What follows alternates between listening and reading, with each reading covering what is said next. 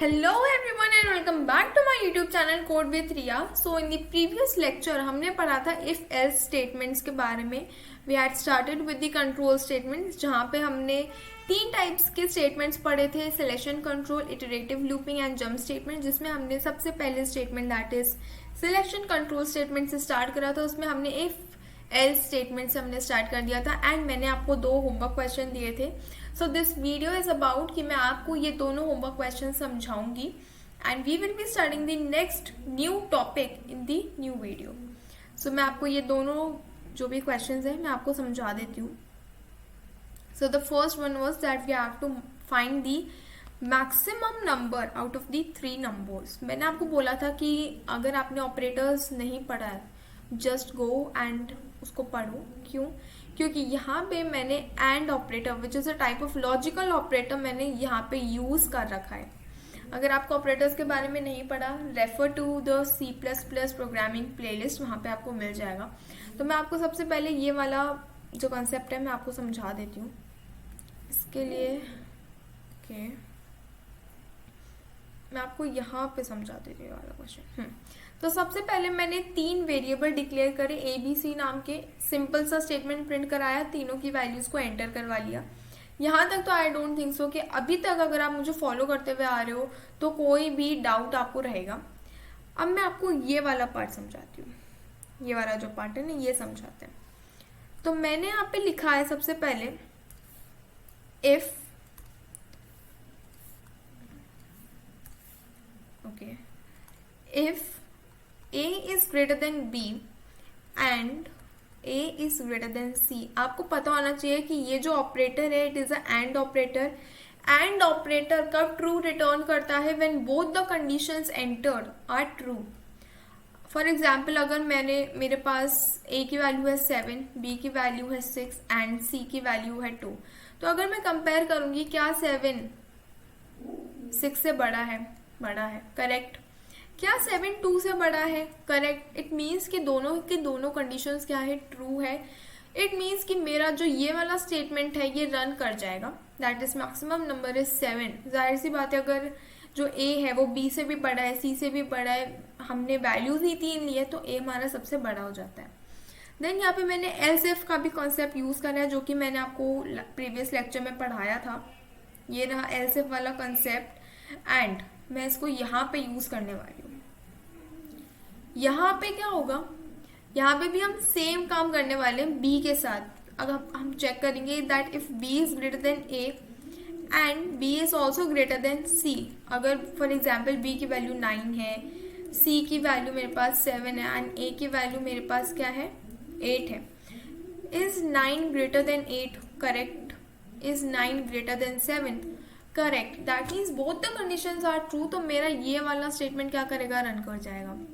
But make sure कि अगर मेरा इफ स्टेटमेंट ऑलरेडी रन कर चुका है तो फिर ना तो वो एल्स इफ पे जाएगा ना ही वो एल्स पे जाएगा, वो सीधा किस पे जाएगा? रिटर्न 0 पे खत्म हो जाएगा.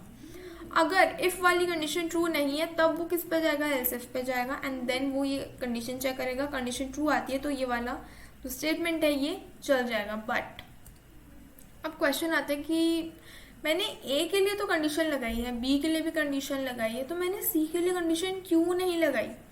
देखो लगाने को तो आप C के लिए भी कंडीशन लगा सकते हो बट कोई सेंस नहीं है. देखो यार, अगर तुम ये चेक कर चुके हो कि क्या A बड़ा है तो फिर प्रिंट हो जाएगा. क्या B बड़ा है तो प्रिंट हो जाएगा. बट क्या अब मुझे सच में C के लिए चेक करने की ज़रूरत है? क्योंकि अगर A नहीं है बड़ा तो B या C हो सकता है. बट अगर B भी नहीं है दैट मीन्स कि मेरे पास out of 3 2 options are already out. मेरे पास बचता ही एक ऑप्शन है तो मैं उसको नॉर्मली क्या करवा देती हूँ? प्रिंट करवा देती हूँ. आई होप कि आपको ये पूरा प्रोग्राम समझ में आ गया होगा. अब मैं इसको नॉर्मली एक बार कंपाइल करके रन करके देख लेते हैं दैट हमारा प्रोग्राम ढंग से काम भी कर रहा है या नहीं. सो मैंने एंटर करा 6 देन 7 एंड देन मैंने क्या एंटर करा 3. मेरा सबसे बड़ा कौन सा नंबर है? यहाँ पे 7 नंबर है. दैट मीन्स जो 7 नंबर है अगर मैं देखूँ ध्यान से तो मेरी एल्स इफ वाली कंडीशन जो है वो मुझे यहाँ पे ट्रू दिख रही है क्योंकि जो 6 है वो A की वैल्यू है, 7 इज B की वैल्यू एंड C की वैल्यू क्या है? मैंने 3 दी है. इसका मतलब मेरा एल से वाला जो स्टेटमेंट है वो रन होना चाहिए। अब देखते हैं, यहाँ पे मेरे को एंटर करना पड़ेगा तब जाके वो रन होगा। तो मेरे पास मैक्सिमम नंबर यहाँ पे आता है 7, दैट मीन्स कि मेरा बिल्कुल ठीक से काम कर रहा है। एक बार और हम रन करते हैं, यहाँ पे हम डालते हैं 4, 5 एंड क्या डालें, 9 डाल देते हैं। तो मेरा मैक्सिमम नंबर क्या आता है, 9 आता है।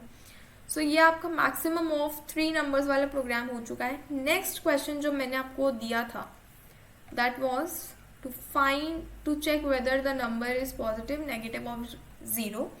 तो इसको भी हम कर लेते हैं, ये रहा।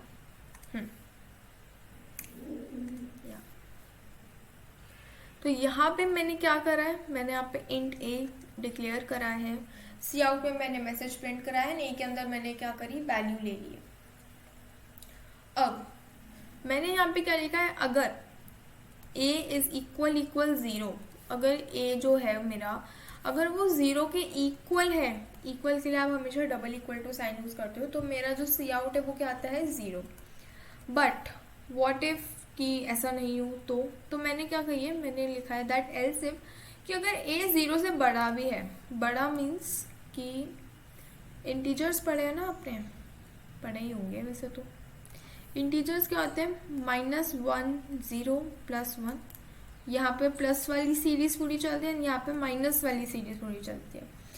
तो इट मीन्स कि जो 0 होता है ये कहाँ तक चलता है, -∞ greater than 0 is greater than +∞। ये आपने पढ़ा होगा। तो इसका मतलब क्या है कि अगर a की वैल्यू पॉजिटिव है या फिर a की वैल्यू 0 से बड़ी है, मतलब कि वो पॉजिटिव टर्म्स है सारी। अगर a पॉजिटिव है तो मेरे यहाँ पे पॉजिटिव प्रिंट हो जाएगा, लेकिन अगर a 0 से छोटा है दैट मीन्स कि नेगेटिव वैल्यूज है, तो वो क्या प्रिंट कर देगा, नेगेटिव प्रिंट कर देगा। इस प्रोग्राम में इतना कुछ है नहीं वैसे, कंपाइल करके रन करते हैं। एंटर द नंबर, मैं पहले एक नेगेटिव नंबर एंटर करती हूँ दैट इज -5, मेरे पास नेगेटिव प्रिंट होकर आ गया। अब एक और बार करते हैं, एंटर करते हैं 4 एंड 4 में पॉजिटिव आ गया है। अब आपकी मन की संतुष्टि के लिए मैं 0 भी एक बार एंटर करवा देती हूँ। 0 मैंने एंटर करा तो 0 ही मेरे पास प्रिंट होकर आएगा, एंड दैट इज 0 ही मेरे पास प्रिंट होकर आया है। So these were the answers of the homework questions that I had given you in the previous video. मैंने आपको 2 questions दिए थे होमवर्क में, बट ट्राई करा करो कि अगर आपसे खुद से सॉल्व हो जाते हैं तो आप यहाँ पे जस्ट कंफर्म करा करो दैट यस मेरा ये क्वेश्चन सही है, मैंने सॉल्व कर लिया है। सो इन द नेक्स्ट वीडियो हम क्या पढ़ने वाले हैं, स्विच केस स्टेटमेंट्स के बारे में हम यहाँ पे पढ़ने वाले हैं। Okay, so that's all for today. Subscribe my channel if you are new to my channel and don't forget to hit the bell icon. Stay happy and stay safe and don't forget to watch the previous video. मैं previous जितने भी lectures हो गए उन सारे के videos के link मैं description box में डाल दूँगी, so make sure you are seeing them. Thanks for watching the video and meet you in the next video.